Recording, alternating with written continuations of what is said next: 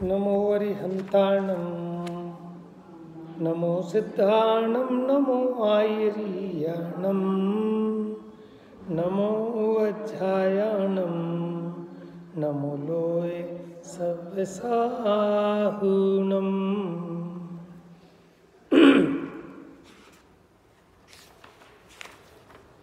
Page number 30, 12 भावना। देखो, भावनाएं तो अनेक हो सकती हैं, लेकिन मोटे रूप से इसको 12 भागों में विभाजित किया गया है और 12 प्रकार से चिंतन किया गया है। जो पहली 6 भावनाएं हैं वो वैराग्य परक हैं और बाद की 6 भावनाएं तत्व परक हैं।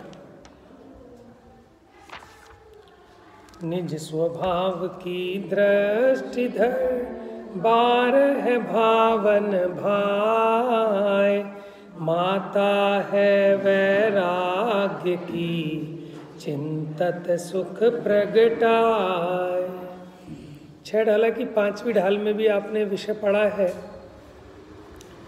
तो निज स्वभाव की दृष्टि धर 12 भावन भाई, मैंने अपने चैतन्य स्वभाव की दृष्टि धारण करके अथवा उसकी प्राप्ति की दृष्टि से, उस प्रयोजन से, ठीक है ना। वैसे तो जो 12 भावनाएं हैं वो सम्यक दृष्टियों के होते हैं, मुनिराजों की मुख्यता से है।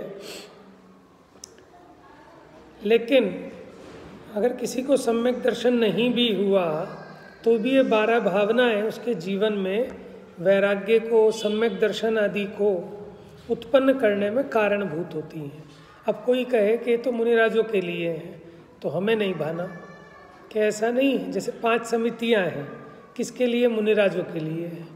तो अपने जीवन में नियम रूप तो नहीं निभ पाएंगे इस भूमिका में, लेकिन हमें भी उतनी सावधानी देख के ही चलना चाहिए, है ना। सोच समझ के ही बोलना चाहिए।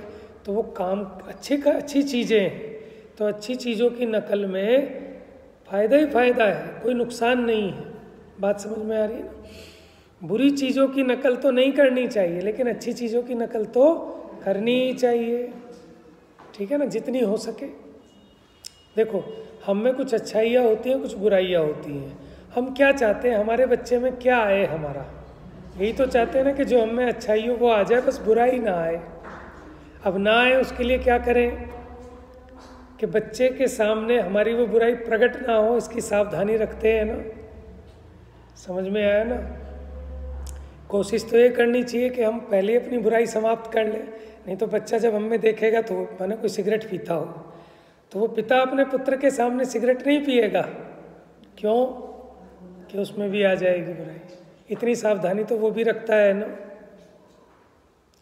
तो इसलिए जिस किसी की भी जो अच्छी बातें हों, जो सुखदायक चीज़ है, उसकी तो नकल करनी ही चाहिए। ऐसा नहीं सोचना चाहिए कि ये ऐसे कह रहा है तो मैं ऐसा चलूँगा, नहीं तो लोग कहेंगे मैं इसकी नकल कर रहा हूँ, ठीक है ना। सबकी अपनी अपनी न्यारी न्यारी बुद्धि है। क्योंकि देखो, सुखी होना अपना प्रयोजन है। जिस मार्ग पर चलकर सुखी हुआ जा सकता है उसका अनुसरण करना चाहिए। लौकिक में तो नकल कर ही रहे हैं ना सब, माने परिग्रह में, विषय भोगों में एक दूसरे की नकल कर रहे हैं। वहाँ नहीं सोचते कि कहेगा कि नकल है ना। अब ये फैशन चल रहा है तो सारी औरतें वही तो साड़ी लाएंगी जो फैशन चल रहा है। समझ में? कोई माने नया, पुरुषों में तो ऐसा फैशन आता नहीं, इसलिए उदाहरण स्त्रियों का दिया। तो हुआ क्या, एक शादी में पहुंच गई 6 बंदों की साड़ी एक जैसी। अब वो कहाँ डूब के मरे, समझ में है?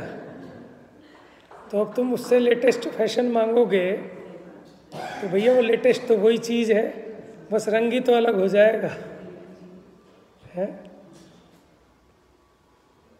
तो देखो, जीव कहाँ से सुख निकालना चाहता है, उस कपड़े में से कैसे सुख निकलेगा बताओ। और कैसे दुख निकल गया। इतनी महंगी, पूरा माने वो चांदनी चौक ढूंढ मारा, तब जाके वो 20,000 रुपये की मान लो कोई साड़ी लाई, ठीक है, और बड़ी सुखी थी, बड़ा खुश मान रही थी। लेकिन जब देखा दूसरे ने भी पहन रखी, और तीसरे ने भी, और चौथे ने भी, और 5वें ने भी, तो उसने कहा भैया कहीं कोई दूसरी साड़ी लाया हो तो वो दे दो, चेंज कर लो। क्यों? क्या बेइज्जती हो गई कि 20,000 रुपये की साड़ी पहनी और बेइज्जती हो गई। और पहले तो ऐसा रिवाज था कि माने वो अगर शर्ट बननी है ना, पजामे बनने हैं सबके, तो एक ही थान आता था, पूरे खानदान के वही बन जाते थे, एक समान रंग की वैसी शर्ट वैसी पैंट। माने जीव कितनी कितनी छोटी छोटी चीज़ों में बेइज्जती हो जाती है जीव की, कहाँ कहाँ से सुख निकालना चाहता है। तो जब तक सुख का सही ठिकाना पता नहीं होगा तो ये बेवकूफ़ियाँ चलती ही रहेंगी, चलती रहेंगी, है ना। और अब तो लोग भी सामने वाले इतने बदतमीज हो गए, वो टोक भी देंगे, कह रहे बहन तू कैसी साड़ी ली है, तुझे कोई दूसरी साड़ी नहीं मिली। पहले तो कोई टोकता भी नहीं था, अब तो लोग टोक भी देंगे। क्योंकि सब जगत अज्ञानी है ना, तो वो उसी चीज़ में सुख मांगता है, मानता है। अपने सुख के लिए नहीं पहनेगा कि दूसरा कह दे अच्छी है, बस इसके लिए, चाहे खुद मर जाए उसमें घुट के। इतनी गर्मी में उतनी भारी, पहले चलती थी बनारसी, फिर लौट के आ गई, है ना। तो ऐसे अब यहाँ ये समझा रहे हैं कि अच्छी चीज़ की नकल करने से पीछे नहीं हटना और बुरी चीज़ से बचना, चाहे खुद के पिताजी में भी हो। समझ में आया ना। क्योंकि संसार दशा में प्रत्येक जीव में कुछ दोष भी पाए जाएंगे और कुछ गुण भी पाए जाएंगे, क्योंकि पूरी तरह निर्दोष तो सिद्ध भगवान है। अनंत भगवान में भी अभी दोष है। कौन सा दोष है कि 4 अघातीय कर्म शेष है ना, अभी वो भी संसारी हैं। बात समझ में आ गई। इसीलिए अशरीरी सिद्ध भगवान, सशरीरी अरहंत भगवान, वो आदर्श नहीं है, वो हमारे नेता हैं, लेकिन आदर्श तो वो हैं। बात समझ में आ रही है। वो हमारे टीचर हो सकते हैं, नेता हो सकते हैं, लेकिन आदर्श नहीं। समझ में है।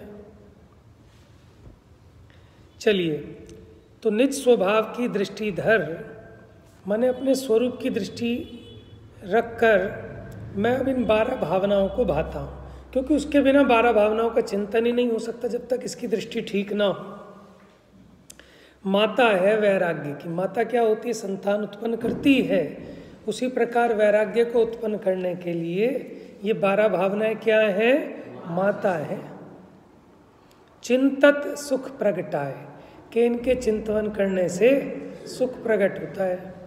लेकिन लोग क्या समझते, जैसे कोई मरा तो वहाँ 12 भावना की कैसेट लगा दी, तो वो उसका सिंबल बना लिया लोगों ने कि रोने धोने की चीज़ है।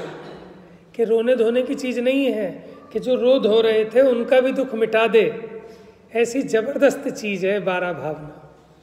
लेकिन हम क्या समझ लेते हैं, कह रहे क्या रोते के गीत लगा लिए। जैसे मूंग की दाल है, लोग क्या कहते हैं? मरीजों की दाल है। अरे जो मरीज को भी ठीक कर दे, कितनी गुणवान है। बच्चों से कहो ना आज खिचड़ी बना लो या मूंग की दाल बना लो, तो उन्हें लगेगा बीमार है क्या, बीमारों की दाल है। अरे जो बीमारों को गुण कर रही है तो तुम्हारे लिए तो और भी अच्छी है, तुम स्वस्थ हो। लेकिन कुछ चीज़ें माने वो उसका उस तरह से हम उसके साथ उसका बना लेते हैं, संबंध जोड़ लेते हैं।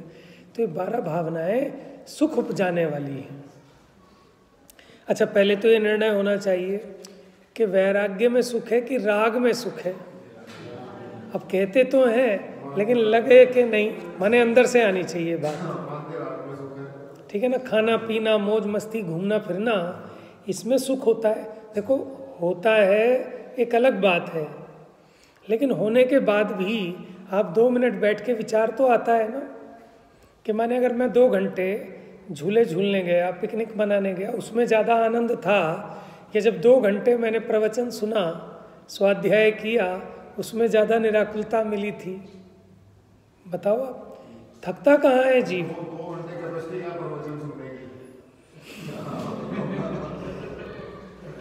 ये तो बात ठीक कह रहे हो आप। देखो, साइकोलॉजिस्ट भी ये कहते हैं 20 मिनट बस।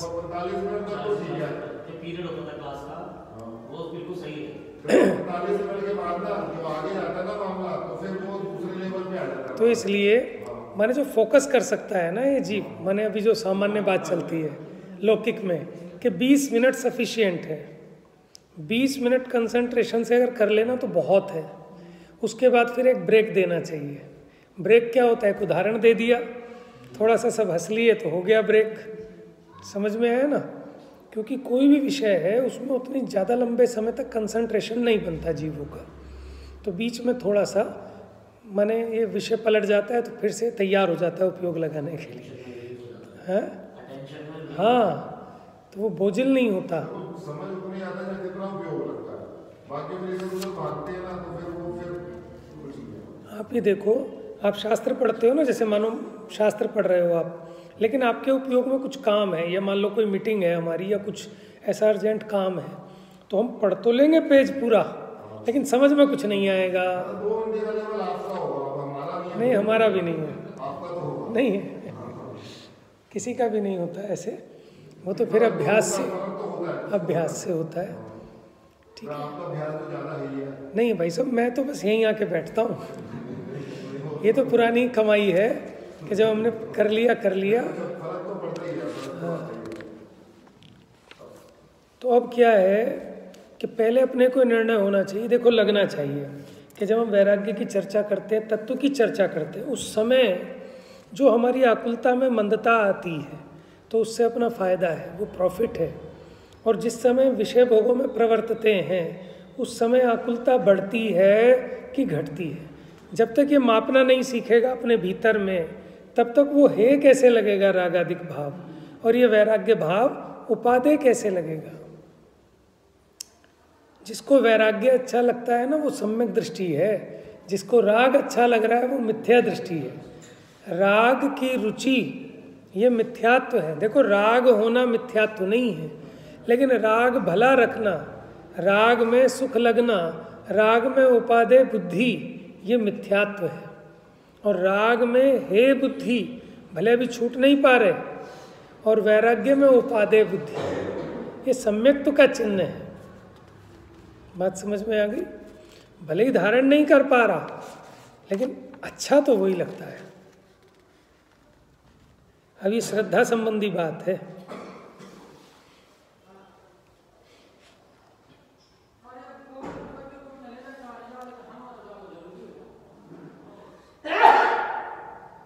ये कौन सा छंद है? नरेंद्र छंद है, इसमें जोगी रासा है क्या?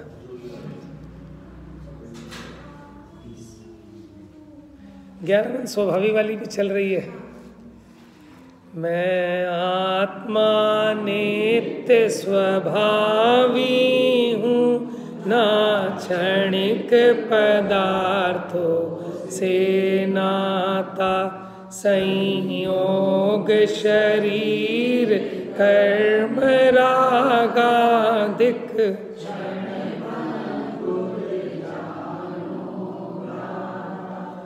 इनका विश्वास नहीं चेतन, अब तो निज की पहचान करो, निज ध्रुव स्वभाव के आश्रय से ही जन्म जरा मृत। ये पद्दरी छंद लग रहा है, पद्दरी। भाई साहब को बहुत नॉलेज है छंदों की, अलंकारों के साथ साथ। देखो, रस का भी माने छंद का अलग अलग इफेक्ट है। कहाँ कौन सा छंद पढ़ना, उसके हिसाब से आपके ना वो केमिकल रिलीज होते हैं वैराग्य रस के। कोई शांत रस का, कोई भक्ति रस का, कोई वीर रस का। जैसे ये धर्म है आत्मज्ञानी का, सीमंधर महावीर स्वामी का, अब वो वीर रस की भक्ति है। समझ में आया? तो मैंने देखना चाहिए कब कब कहाँ, माने जहाँ 10-20 युवा लोग होते हैं ना, वहाँ इस तरह की भक्ति चलाने लगते हैं, और वो ऐसे उछलने लगते हैं, शादी ब्याह में बारातों में उछलते हैं। समझ में आया? तो पब्लिक उसमें ऐसे एंटरटेन होती है। तो हर एक माने ये भी एक कला है कि कहाँ किस विषय के साथ कौन सी ट्यून ठीक रहेगी। आपके शब्द क्या है, उस पर ट्यून क्या चलनी चाहिए, क्या प्रसंग है, क्या विषय है। देखिए, अब यहाँ तत्व की चर्चा हो रही है। वस्तु का स्वरूप कैसा है? नित्य है कि अनित्य है? तो अनित्य भावना क्यों भा रहे हो? हाँ जी, समझना। वस्तु तो नित्य अनित्यात्मक है। द्रव्य रूप कर सर्व थिर, परजय थिर है कौन। द्रव्य दृष्टि आपालक हो, परजय न करे कौन। तो यहाँ बात चल रही है संयोगों की। संयोग कैसे हैं? अनित्य हैं। संयोग क्या है? अनित्य।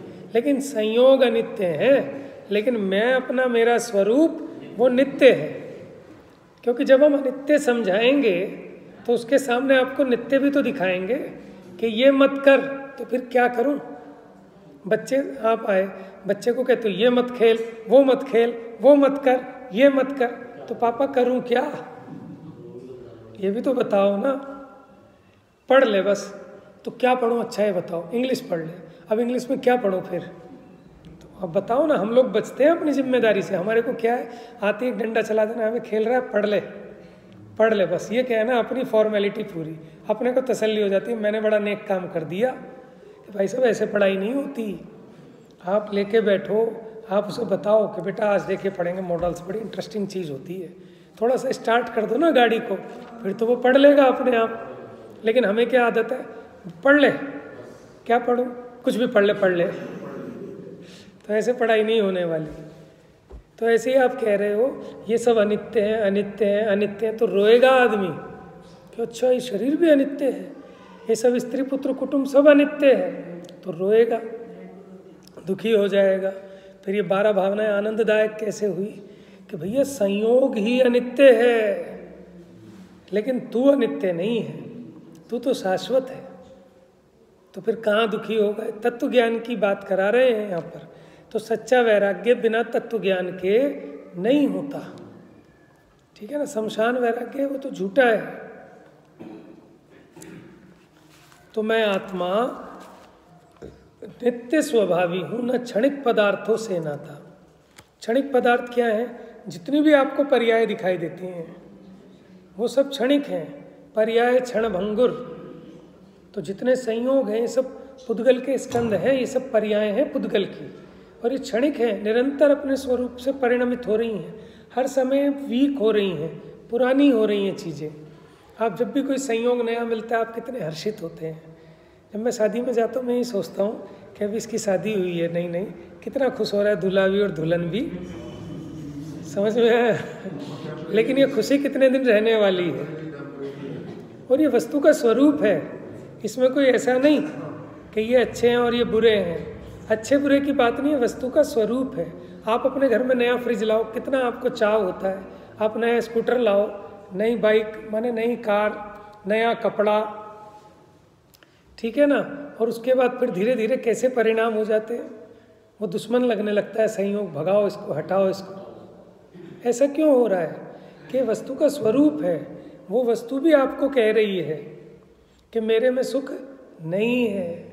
वही जो पति पत्नी इतने खुश होते हैं, ठीक है ना, जब शादी हो रही है तो भी ज़्यादा देर नहीं लगेगी, अगले दिन ही पता चले किसी बात पे झड़प हो गई, विचार नहीं मिल रहे, मन मुटाव हो रहा है, ठीक है ना। तो ये तो वस्तु का स्वरूप है। तो इस स्वरूप को समझ ले जीव, तो फिर उसको कसाय नहीं होगी। वो कहेगा भाई ये तो है ही, वस्तु का स्वरूप ही ऐसा है। दो अलग अलग जीव हैं, उन दोनों की सोच एक जैसी कैसे हो सकती है? अगर हो भी जाए तो एक व्यक्ति दूसरे व्यक्ति को सुखी कैसे कर सकता है, अगर वो पहले वाला स्वयं सुखी होने को राजी ना हो? समझ में आया? जगत में आज तक कोई किसी को सुखी नहीं कर पाया। जो सुखी हुआ स्वयं की संतुष्टि से ही हुआ। आपका बेटा कितना ही अच्छा हो, 100 में से 101 नंबर भी लिया है, लेकिन बापू ये कहे बेटा 150 लाता तब कुछ बात थी।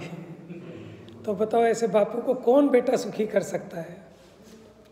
समझ में? हम भी कभी बेटे थे ना। अब तो हम ये समझते हैं कि हम पिताजी हैं, हम माता हैं, कि हम भी तो कभी बच्चे थे। तो ये लगा के देखना चाहिए कि हम जो सोचते हैं बच्चों से कितनी एक्सपेक्टेशन करते हैं, इसीलिए तो वो बिगड़ जाते हैं बच्चे, क्योंकि हमारी एक्सपेक्टेशन ज़्यादा है। हम देते कुछ नहीं, हम बस चाहते हैं कि बच्चा 100 में से 100 नंबर ले आए। समझ में? हम विषय भोग नहीं छोड़ते, और हम चाहते हैं कि हमारा बच्चा धर्मात्मा हो जाए। कैसे हो जाएगा भाई? संयोग शरीर कर्म रागादिक क्षण भंगुर जानो भ्राता, ये सब क्षण भंगुर है। शरीर भी, संयोग भी, कर्म भी, यहाँ तक कि रागादिक भी। अभी राग पलटता है कि नहीं पलटता? अभी जिससे राग है क्षण भर में द्वेष हो जाता है, देर नहीं लगती। 1 मिनट में जो भाई बहन खेल रहे होते हैं ना, 1 मिनट में लड़ पड़ते हैं। समझ में? अभी कहते हैं नहीं नहीं हमें खेलने जाने दो, हम दोनों लड़ेंगे नहीं, खेलने दो। और पता चलता है थोड़ी देर बाद ही रूठ राठ के आ जाते हैं। कैसा क्षणिकता है। अब तो इनका विश्वास नहीं चेतन, लेकिन जीव इन्हीं का भरोसा माने बैठा है, इन्हीं के भरोसे अपने को बड़ा छोटा सुखी दुखी मानता है, जबकि इनका कोई भरोसा करने लायक नहीं है, क्योंकि इनका स्वरूप ही ऐसा है क्षणिक। वो है ना, पुद्गल का क्या विश्वासा, जैसे पानी बीच बताश। क्या होता है पानी बीच बताशा? बच्चे तो नहीं समझेंगे। बुलबुला, उसको बताशा कहते हैं। हम मेरठ गए एक बार, छोटे से थे, हमारी बुआ रहती थी, तो उन्होंने कहा जा भाई इसको वो खिलाया, क्या वहाँ गोलगप्पे को ना क्या बोलते, पानी पतासा। हमने कहा ये क्या चीज़ होती है, चलो आज खा के देखें। हमने कहा तो गोलगप्पे निकले, तो वहाँ पानी पतासा बोलते हैं उसको, क्योंकि बुलबुला ना फूट जाता है वो गोलगप्पा, पानी भरा फूट जाएगा, तो इसलिए पतासा माने वो बुलबुला। तो वो कितनी देर रहेगा, वो तो फूटना ही फूटना है। अब उसमें कोई रोए, जैसे वो मेघ, अब वो देखने लगा राजा छत पर कि कितना सुंदर महल बन गया बादलों का, ऐसे ही मैं महल बनवाऊंगा। इतना सोच ही रहा था, नीचे से कागज मंगाया कि चित्र उसका उतारूंगा, इतने में वो विलीन हो गया। अब ये देखकर उसको वैराग्य आ गया, अरे देखो कि ऐसे ही सभी जगत के पदार्थ क्षणभंगुर हैं, ऐसे में जिस चीज़ को शाश्वत मानता हूँ वो तो क्षण भर की है, और मैं ऐसे क्षणिक संयोगों के लिए अपना कीमती समय बर्बाद कर रहा हूँ। तो करने लायक कार्य क्या है, तो छोड़कर चल दिए, है ना। जीवन के किसी भी क्षण में वैराग्य उमड़ सकता है। संसार में रहकर प्राणी संसार को तज सकता है। मुनिराज रहे तो संसार में ही रहे हैं, लेकिन संसार छोड़ दिया है। समझ में आया ना। लेकिन उसके पहले भी एक स्टेप हो सकता है, घर में रहकर भी घर को तज सकता है। समझ में आया ना। माने इंटरफेरेंस बंद कर दो, ज़्यादा टांग अड़ानी बंद कर दो, उतना दुखी होगे, टांग टूटेगी अपनी। आपके टांग अड़ाने से कुछ होने वाला नहीं, टांग ही टूटेगी। तो सुखी रहना है तो एक तो समझ लो, नेता मत बनो कहीं भी। जो मुखिया वो सबसे बड़ा दुखिया, और 4 लोग पकड़ के आपको बनाने के चक्कर में भी हो तो बच के निकल जाना, नहीं तो बहुत बुरे फंस जाओगे। बात समझ में। नेता ही बनना हो तो मोक्ष मार्ग के नेता बनना, और वो बनते नहीं हैं। वो तो जीव उनसे माने प्रेरणा ले लेते हैं, वो कोई किसी को बुद्धिपूर्वक उपदेश नहीं देते। और आज के टाइम में किसी को उपदेश चाहिए कहाँ, सब उपदेशक हैं। आप किसी को समझाने बैठो वो आपको 4 समझा देगा। समझ में आया ना। तो इसलिए अपने को समझा लेना, सिर्फ अपने को ही सुधार सकते हो, बाकी दूसरे किसी को नहीं सुधार सकते। जिसकी होनहार भली होगी वो आपके निमित्त से सुधर जाए तो उसका भला है, ना सुधरे तो उसका बुरा है। ठीक है ना। अपने बच्चों को भी सुधारने के लिए कसाया ज़्यादा मत करना, क्योंकि अपने वही भोगना है उनको। तुम चाह के भी उनका कुछ भला नहीं कर सकते। प्रथम ये बात स्वीकार करना। लेकिन फिर भी अगर किंचित राग आए, एक पूजा में है ना, पहले दया करो अपने पर, आराधन से नहीं चिको। कुछ विकल्प यदि आवे तो भी संबोधन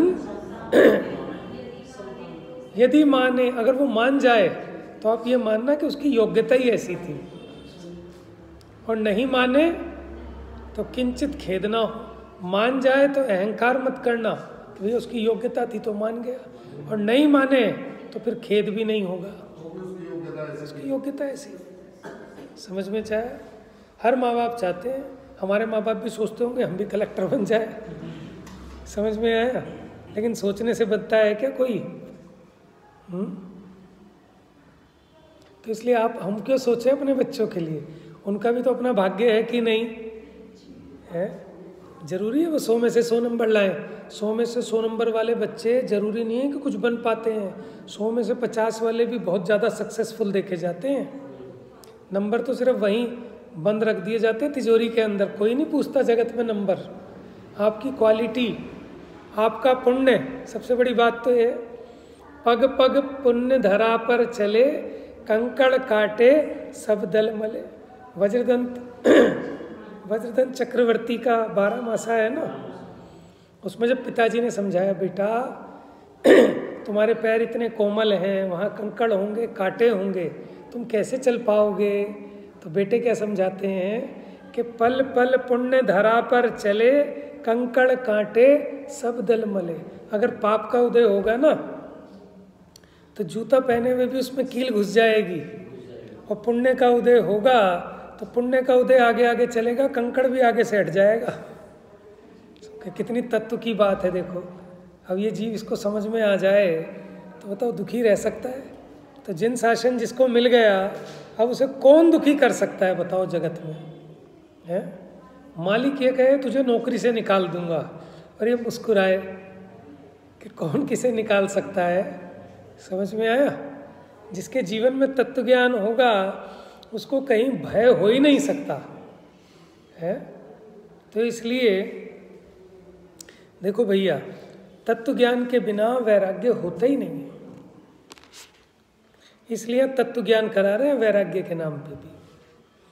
तो इनका विश्वास नहीं चेतन, अब तो निज की पहचान करो, निज ध्रुव स्वभाव के आश्रय से ही जन्म जरा मृत रोग हरो। कि अपने स्वरूप को पहचानो। नित्य को सामने रखकर हम अनित्य दिखा रहे हैं कि ताकि इसको छोड़कर अपनी दृष्टि यहाँ ले आओ, तभी सुख होगा। वहाँ से दृष्टि कैसे हटाओगे जब तक तुमको ये दृष्टि नहीं मिलेगी? तो दोनों सापेक्ष है। अस्थि पूर्वक नास्ति है, ग्रहण पूर्वक त्याग है। ठीक है, एक ही छंद हुआ इसका। अब अनुभव प्रकाश जी। गुण अनंतमय परम पद श्री जिनवर भगवान, गे लखत हैं ज्ञान में अचल सदा निज थान। देखो हम सब क्या सोचते हैं कि हमारा बच्चा बड़ा होकर बढ़िया नौकरी लग जाए। बताओ क्या सोचते हैं? नौकर बनाने की सोचते हैं उसको। चलो हम तो साहब नौकर नहीं सोचते, हम तो सोचते बड़ा बिजनेसमैन बन जाए। तो भी तो नौकरी करेगा, बिजनेसमैन बन के भी तो नौकरी बने करेगा। देखो हमारी भावना भी देखो कैसी उल्टी है। भावना ऐसी भानी चाहिए ना कि हमारे बच्चों को ज़िंदगी में कभी कोई नौकरी फोकरी कुछ करनी ना पड़े, उसका ऐसा पुण्य का उदय हो कि उसे क्यों कमाना पड़े। समझ में आया? तो क्या करे कि वे जिन दीक्षा अंगीकार करे, मुनि बने, और कुछ नहीं, त्यागी बने। समझ में आया ना? लेकिन व्यापार करना पड़े तो रत्नात्रय का व्यापार करना, नौकरी करना पड़े तो पंच परमेष्टि की सेवा करना। बताओ, बड़े पंडित जी ने एक बार हमको भी कही थी कि क्या करता हूँ। उन्होंने कहा सर्विस, कि किसकी? दिल्ली गवर्नमेंट की। कि भैया सर्विस करनी है तो पंच परमेष्टि की सर्विस करो ना, सब छोड़ के इनकी सर्विस करो, इनकी सेवा करो।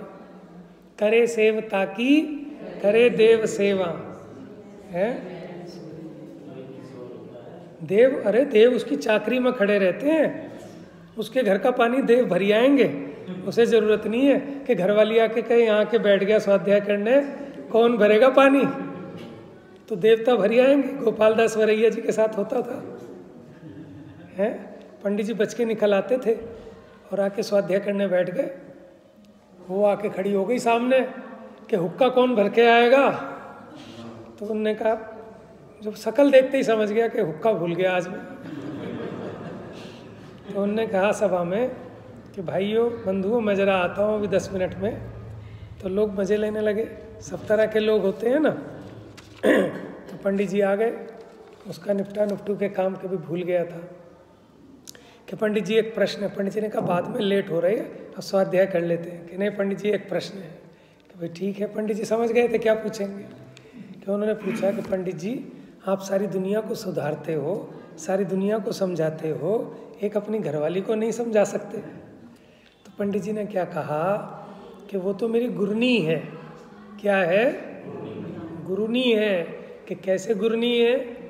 कि मैं यहाँ जो भी पढ़ लिख के जाता हूँ वो जाते ही उसका टेस्ट लेती है, उसकी परीक्षा लेती है कि क्या पढ़ के आए, कितना तत्व ज्ञान तुमने जीवन में उतारा। समझ में आया ना?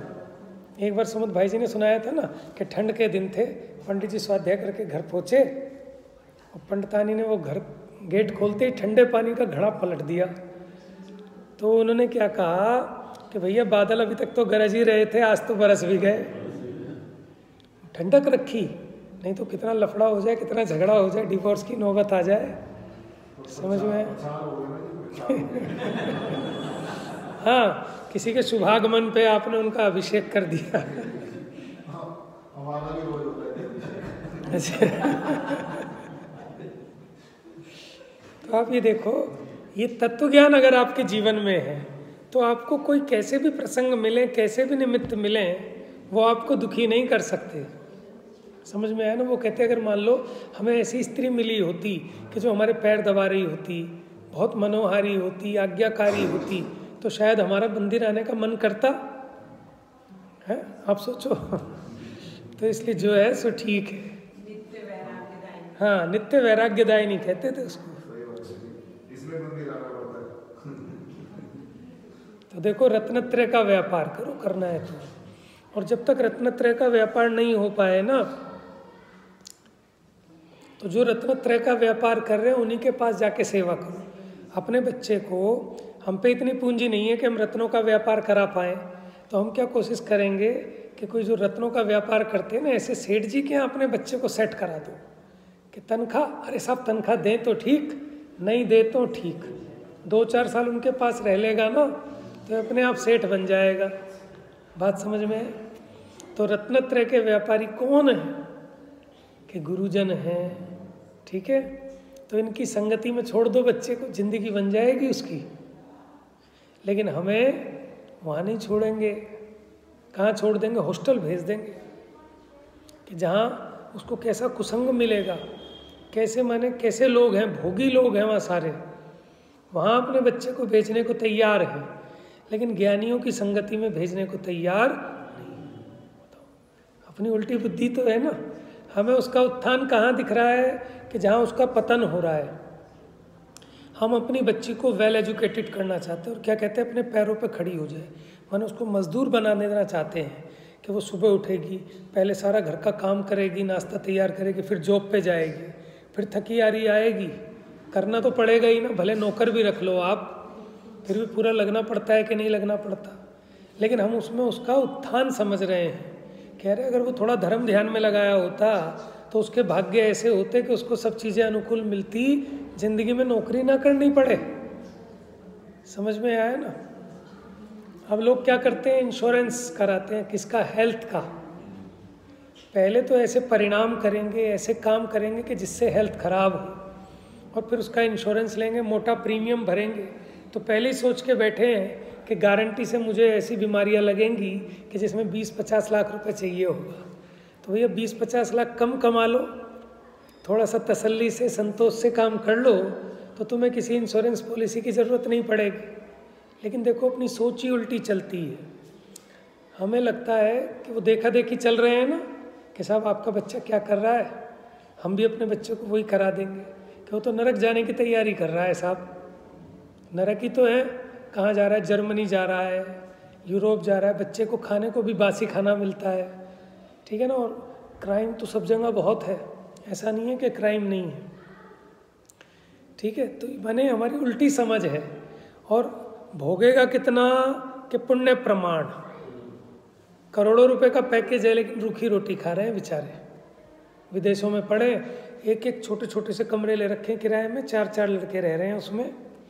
यहाँ अपना ऐशो आराम सब छोड़ के, घर वालों से दूर। अब हमारी सुख बुद्धि उसमें, हम उसमें छोड़े हो रहे हैं। कोई पूछेगा शादी में कहाँ है? साहब एक बेटा इंग्लैंड में सेट है, दूसरा जर्मनी जाने की तैयारी कर रहा है, बस उसी में खुश हो जाएंगे। समझ में आया?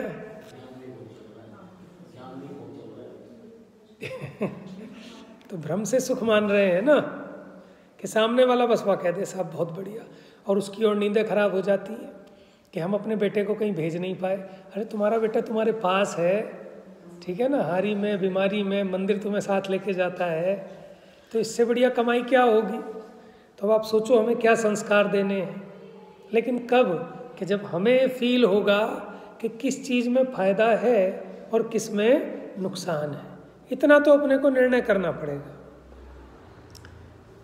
बड़े पंडित जी ये कहते हैं, अब दीदी तो बैठी हैं, दीदी ने बहुत समागम किया है, ठीक है, और हमें भी बहुत सारी बातें याद आती हैं जब सुनते हैं पंडित जी की। वो कहते हैं थोड़ा पढ़ाया तो हाथ से गया, और ज़्यादा पढ़ाया तो देश से ही गया, विदेश भागेगा फिर वो सीधा।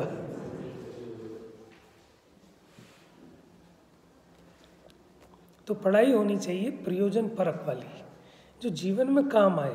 अभी जो हम कर रहे हैं, पढ़ाई तो कर रहे हैं, ये पढ़ाई ऐसी है, डिग्री नहीं मिलेगी हमको इसकी। आजकल लोग डिग्री के पीछे पागल हैं, बहुत सारी डिग्रियां ले लेते हैं, कोर्स चल रहे हैं, उनको वहाँ समझना नहीं है, लेकिन सिर्फ एक सर्टिफिकेट चाहिए कि मैं विशारद हो गया, मैं PhD हो गया। तो पंडित जी एक उदाहरण देते हैं कि वो डिग्री थोड़ी टांग के चलोगे, जब संयोग का वियोग होगा वो डिग्री आपका दुख नहीं मिट पाएगी।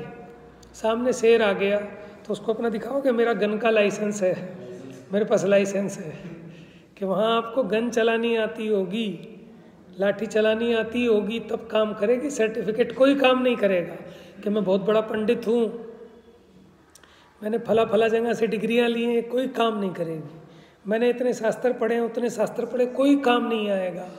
तुझे आती कितनी कला है, उस दुख से निकलना क्या आता है, तब वो कला काम आएगी, सम्यक ज्ञान कला। तो ये अनुभव प्रकाश जी बहुत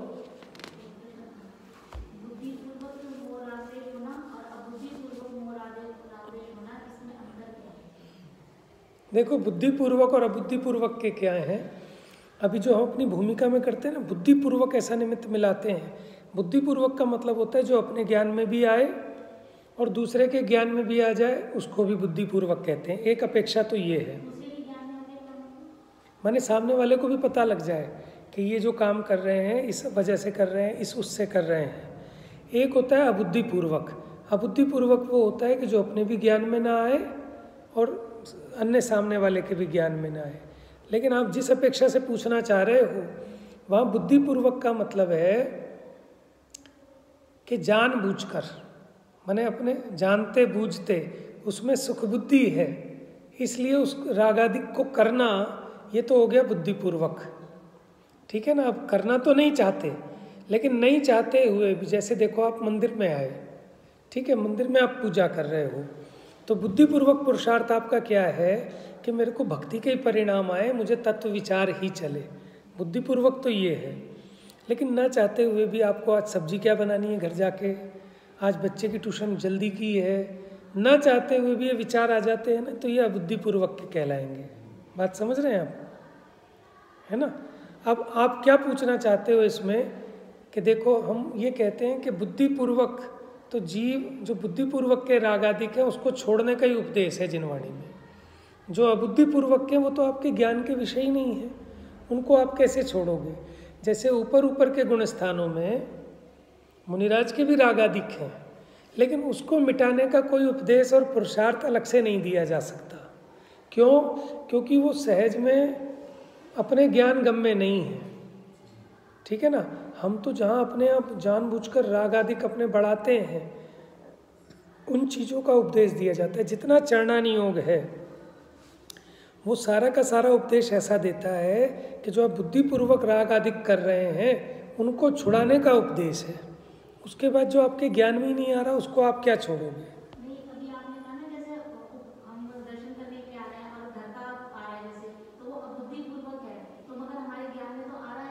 मैं ये तो बता रहा हूँ, मैंने दोनों बातें बताई हैं आपको। एक तो उस चीज़ को कहते हैं कि जो अपने ज्ञान में ना आए, जैसे मुनिराज के ऊपर ऊपर के गुण स्थानों में रागादिक भी हैं लेकिन बहुत हल्के हैं। जैसे भय कसाय का भी उदय 8वें गुण स्थान में, वेद का भी उदय है, लेकिन वो उदय, उसके उदय में कोई ऐसा कार्य नहीं दिखता, अपने बुद्धिगम में भी नहीं है। रागादिक शेष हैं, वो भी अपने बुद्धिगम में नहीं है। उनके परद्रव्यों का जानना भी होता है लेकिन बुद्धिपूर्वक नहीं हो रहा। निचली भूमिका में हम जो पर को जानते हैं वो तो बुद्धिपूर्वक जानते हैं उपयोग लगा के, कि इसको जानना क्या हो गया, कहाँ क्या हो गया।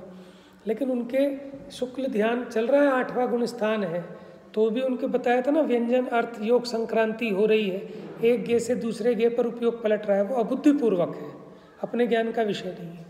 अब यहाँ जो बात मैंने कही कि हमारा तो पुरुषार्थ ये है कि बुद्धिपूर्वक हम अपने उपयोग को सावधान रखें कि मैं पूजा करने आया हूँ ना, तो मेरा उपयोग बाहर ना भागे, उसके लिए किताब खोल के पढूं, पूजाएं चेंज कर कर के पढूं, जो मुझे रटी हुई हो वो नहीं पढ़नी चाहिए, अलग अलग पूजाएं पढ़नी चाहिए। क्योंकि रटी हुई पूजा में क्या होता है कि पूजा तो हो जाएगी, पता नहीं चलेगा आपको। बहुत बार अपने साथ होता है कि हम पढ़ लेते हैं, बाद में ध्यान आता है अरे ये तो ख़त्म हो गई, फिर ध्यान में आता है अच्छा मेरा उपयोग तो ऑफिस चला गया था, ऑफिस की कैलकुलेशन हो गई थी सारी कि वो आएगा, उसको ये रिप्लाई भेजना, उसको ये करना है, वो करना है। फिर हम कहेंगे अरे चलो दोबारा से पलट के पढ़ो। फिर बात समझ में आ रही है? तो हम सावधानी क्या रखें कि देखो, एक तो बुद्धिपूर्वक पुरुषार्थ जीव का ये है कि किताब खोल के पढ़े, सहारा लेके ना बैठे, ये बुद्धिपूर्वक का पुरुषार्थ है ना। अब मान लो सहारा लेके भी बैठ गया और किताब खोली नहीं, सामग्री चढ़ा नहीं रहा, तो गारंटी से उसका उपयोग भागेगा। तो ये सामग्री भी अवलंबन है, क्योंकि जब दीप बोलेंगे तो कंसंट्रेशन होगा ना, दीप पे दीप चढ़ाना है, उपयोग बाहर भागने का अवकाश नहीं होगा। बात समझ रहे हैं आप? जल चढ़ाना है तो जल पे जल ही बोले, नहीं तो उपयोग बाहर होता है ना, बोल रहे हैं जल चढ़ा रहे हैं कुछ और, तो ये क्रिया में नुकसान हो रहा है, तो इसके प्रमाद को बता रहा है। ये भूल गए, कुछ का कुछ पढ़ रहे हैं, इसका मतलब उपयोग आपका बाहर है। तो बुद्धिपूर्वक पुरुषार्थ इतना कि जब मंदिर में आए हैं तो हमारी जो वो क्रियाएं हैं हम उनको सावधानी पूर्वक करें, तो उससे अपना उपयोग बुद्धिपूर्वक यहीं लगे रहेगा, ये पुरुषार्थ है। लेकिन इतना करते करते भी कदाचित मन में कोई इधर उधर के विकल्प आ जाते हैं, तो वो अबुद्धिपूर्वक के हैं, क्योंकि हम करना तो नहीं चाहते। और एक जानबूझ के बुद्धि लगाता है, ये क्या कह रहा है इसके कान में, उसने क्या किया, उसने वो अर्घ कम चढ़ाए, उसने पूजा एक कम करी, ये हो गया बुद्धिपूर्वक का। ठीक है ना? जैसे मंदिर में आए तो अपना बुद्धिपूर्वक ये रखना चाहिए, हमें कहीं कोई राग द्वेष की कथा नहीं करनी, ना सुननी, ना अन्य प्रपंचों में पढ़ना, हमें तो सिर्फ एक वीतरागी भगवान दिखने चाहिए, कोई और किसी से हमें कोई मतलब नहीं रखना। लेकिन फिर भी ना चाहते हुए भी ज्ञान के गे बन जाते हैं, तो अपने ख्याल में आए तो हम अपनी बुद्धि हटाकर वहीं ले जाते हैं। तो बस इतने का ही उपदेश है आपको। आचार्यों ने उपदेश वो दिया है जो शक्य है, जो किया जा सकता है, जो अपने बुद्धिगम में हो, उसके आगे टोडरमल जी तो ये लिखते हैं देखो भैया, आपको कोई चीज़ नहीं समझ में आए ना, अगले दिन भी पूछ लेना, उससे अगले दिन भी पूछ लेना, पर्सनल मेरे से फ़ोन पे भी पूछ लेना, ठीक है? लेकिन कोई गांठ मत रखना, क्योंकि मैं जो बात कह रहा हूँ वो किसी एक विवक्षा से कह रहा हूँ, सर्वथा एकांत ऐसा नहीं। बात समझ में आ रही है? अन्य अनेक विवक्षाएं हो सकती हैं। वो तो वहाँ लिखते हैं कि सच में सम्यक्त्व का पुरुषार्थ भी अपने आप होता है, क्योंकि सम्यक्त्व का आप क्या पुरुषार्थ करोगे, आप कैसे वो मोह कर्म का उपशम करोगे, तो सूक्ष्म चीज़ें हैं, वो कोई बुद्धिगम में थोड़ी ही है। तो इसको तो हम सिर्फ उपदेश देते हैं, सो इसी पुरुषार्थ का देते हैं, किस कि इस जीव का पुरुषार्थ तो इतना है कि अपने उपयोग को तत्व निर्णय में लगाने का उद्यम रखे। माने इस बात से भी निकल रही है कि लगी जाएगा, ये गारंटी नहीं है। सुबोध भाई साहब इसमें बोल रहे थे कि बुद्धिपूर्वक औपचारिक, अच्छा, बुद्धिपूर्वक अनुपचारिक, इस तरह का बोल। अच्छा, उसी को आप सुन के कह रहे हो, कल के प्रश्न में आया था। पंचाध्यायी के न्याय ले रहे हैं जी जी, पंचाध्यायी के न्याय। ओके, अब आप ऐसा बताओ ना, तो मैं 2 मिनट में बताऊंगा आपको। नहीं, क्योंकि ना देखो वैसे तो समझ आ रहा है, अच्छा अच्छा अच्छा, ये दोनों चीजें भी समझ आ रही थी, अब उसी से सारा कॉन्सेप्ट था बुद्धिपूर्वक। वहाँ जो है ना एक एक स्टेप आगे की बात है। जो आप सामान्य से उपचरित अनुपचरित के भेद पढ़ते हैं, वहाँ उपचरित अनुपचरित के अलग तरीके से कर दिए उन्होंने। आप ठीक कह रहे हो कि जो बुद्धिपूर्वक के हो रहे हैं वो उपचरित में लिए, और अबुद्धिपूर्वक के अनुपचरित में। रागादिक तो अबुद्धिपूर्वक भी होते हैं, तो वो अनुपचरित में लिए। अच्छा अच्छा, वो पंचाध्यायी के नए ना वो अलग हैं। और जिस नए से आप ये कहते हो स्त्री मेरी पुत्र मेरा, तो उसको कहते हैं नए थोड़ी है, तो नया भास है, उसको उन्होंने नयों में लिया ही नहीं है। असद्भूत को तो लिया ही नहीं। हाँ, वो जो असद्भूत उसका विषय अलग बताया उन्होंने, वो परद्रव्य से नहीं लिया, वो अपने से चालू करते हैं भीतर से। तो रेफरेंस पता हो ना तो फिर उस विवक्षा में वो बात की जाएगी। तो मैं तो कह रहा हूँ टोडरमल जी ने भी ये बात लिखी है जगह जगह कि हम तो उपदेश इसी बात के लिए देते हैं कि इस जीव का पुरुषार्थ तो इतना ही है कि ये उद्यम पूर्वक अपना उपयोग तत्व निर्णय में लगाने का अभ्यास रखे। समझ में ये इतना ही कर सकता है, क्योंकि लगाते लगाते भी कदाचित ना लगे। लेकिन आप करें क्या, आप तो इसी का अभ्यास रखो, बस इसी का अभ्यास रखो। तो फिर वो जो सम्यक्त्वादि का पुरुषार्थ है वो स्वयमेव होता है। उसका एक जगह उन्होंने फिर उसका पूरा प्रोसेस बताया कि जब ये जीव अपने उपयोग को तत्व विचार में लगाने का अभ्यास रखता है तो इसके मोह आदि मंद होते हैं। तो उस समय जो नवीन बंद होता है मोह का, वो हल्का होता है, कम स्थिति अनुभाग को लिए हुए होता है। फिर वो कम स्थिति अनुभाग वाला उदय जब कर्म उदय में आता है, उस समय भी ये तत्वाभ्यास में पाया गया तो वो भी मंद हो जाता है, और जो नवीन बंध होगा वो और भी मंद होगा। इस प्रकार इसका बंध घटता चला जाएगा, क्षीण हो जाएगा, और फिर एक समय ऐसा आएगा कि वो अंतरकरण उपशम करेगा और वहाँ स्वानुभूति हो जाएगी, सम्यक दर्शन हो जाएगा।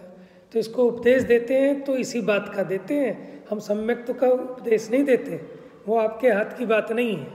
आप तो अपने उपयोग को बुद्धिपूर्वक तत्व के निर्णय करने में लगाने का अभ्यास रखो। मतलब कितना चुन चुन के उन्होंने शब्द लिखे हैं, और आपको हो ही जाएगा इसकी भी गारंटी नहीं है, बस आप तो अभ्यास रखो। यही जीव का पुरुषार्थ है, इसी का उपदेश देते हैं।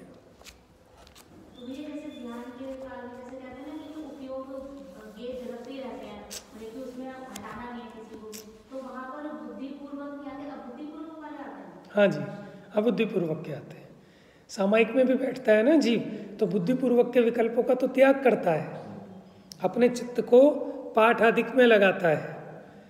तो जो ये जीव को उपदेश दे रहे हैं बुद्धिपूर्वक वाले का ही दे रहे हैं।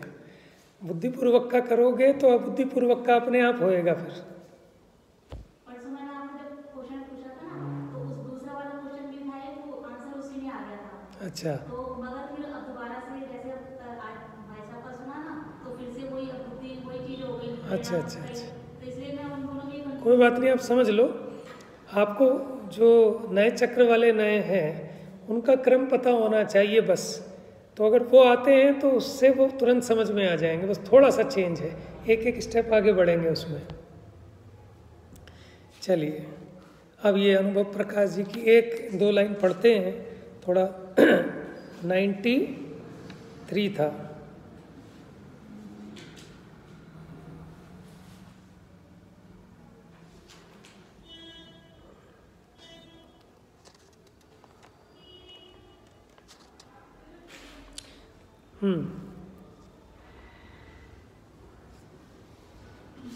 पेज नंबर 93 पर सबसे ऊपर से ही पढ़ रहा हूँ मैं। देखने जानने वाला यह मेरा उपयोग सो ही मेरा स्वरूप है, क्योंकि भेद ज्ञान उपजाने का विचार चल रहा था ना। तब उपयोगी अनुपयोगी विचारत प्रतीति जड़ चेतन की आवे, विभाव कर्म चेतना है। जो अपने को रागादिक भाव हो रहे हैं ये कर्म चेतना है।